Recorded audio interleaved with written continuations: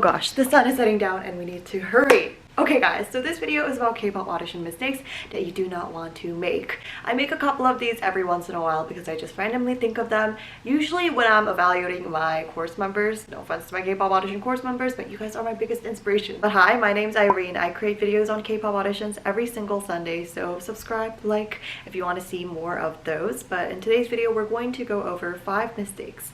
So starting with number 1 is personalizing each audition video for a company. Now, you might think, okay, isn't that the whole point? You want to make your audition videos a little bit different for every company. And yes, that is the truth. However, the most effective and easiest way for you to do it is to film one video that is your standardized video and then switch small things up. Like let's say some companies want different photos for different auditions, or some companies want introduction videos while others don't, while some want Korean introductions while others want one in your native language. Things like that, small things you can change around. However, you want to make one dance video that you can submit to all different companies so that whenever a new audition pops up, you can automatically audition for them with no worry at all. I would say that the only exception for this is for big companies where you actually do want to make your video different so that it is more specific to them and what they're looking for. So if YG is your dream company, you probably do not want to go with a very soft, cottagecore kind of concept. You want to switch it up and go a little bit more hip-hop, for example. Also, I find that if people switch up their videos for every single audition they see, that gets very tiring very fast, and you end up auditioning for less companies because you're like, oh, I didn't prepare a video for this company, and then you just don't end up submitting it. Whereas if you have one video, you can just easily submit that one and not really worry about it. Of course, you're always going to try and improve that one video, whatever that may be, and that's where the improvement process goes. So you're not just like doing nothing and just laying around while you're waiting for a response from these companies.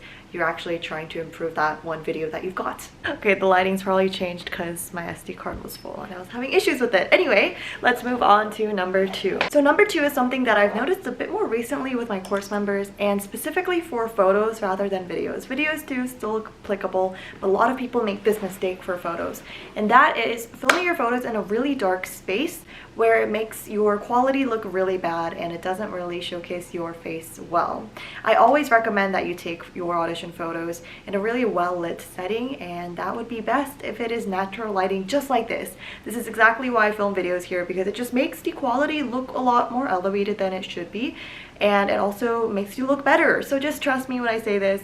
Film not all of your content, I guess, but definitely your photos in natural lighting. For videos, I think it's okay if it's artificial lighting, but still needs to be well lit. Okay, number 3 is not adding personality to your audition videos. And this includes both your introduction video and your actual audition footage. And this is really important because you want to stand out to the judges. And if you're just singing, ending the video there, that's not enough for the judges to really notice you. You want to start off with something that really showcases your connection to the lyrics or your connection to the dance choreography, whatever that may be. I think for dancing, it's great if you have facial expressions and showcase stage presence right off the bat. Otherwise, they aren't going to sit through 30 seconds of video and then later realize that, oh, you do have stage presence. I think your first impression in an audition video is so important, so make sure you do that. And for vocals, I think it's even easier. Just add in, I don't know, a smile if that goes with the song, or something a little bit more emotional, again, if that goes with the song. And the easiest to add personality would obviously be your introduction video, because you're actually speaking in that and adding your personal touch to it.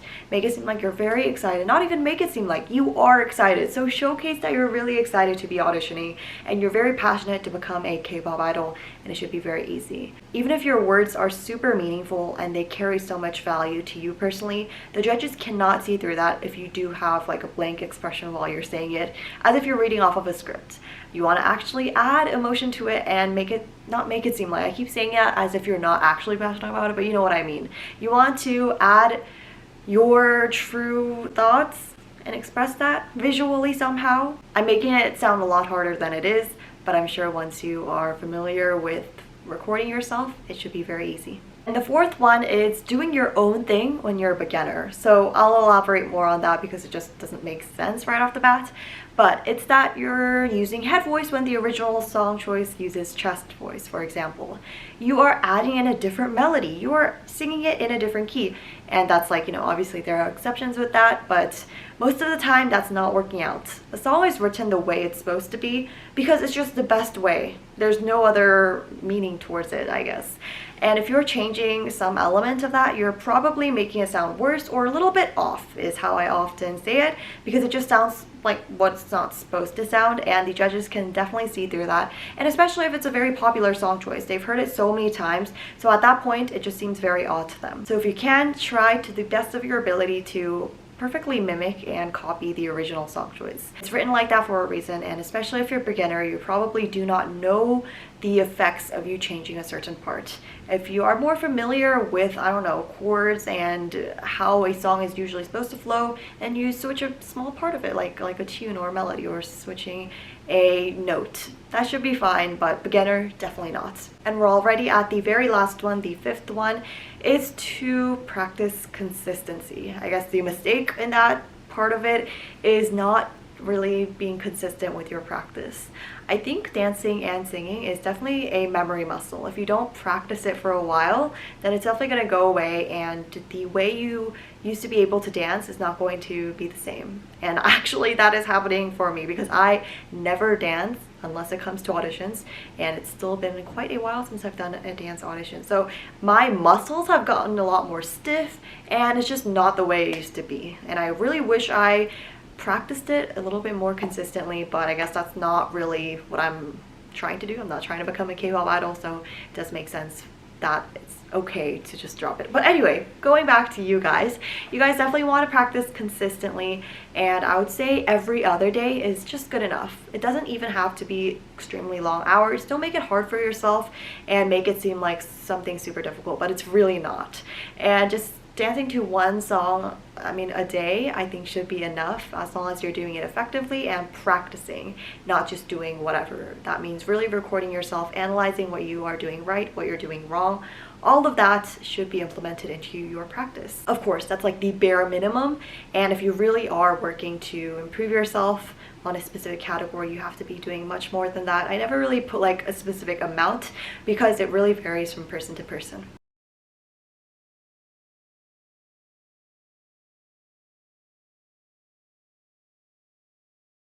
But that is all of my tips for you guys and things that you should be avoiding. I feel like I put the focus more on what you should be doing, which I guess is better for you guys. But if you guys have any other questions about these, let me know in the comments, and I will see you guys next week. Thanks so much for watching.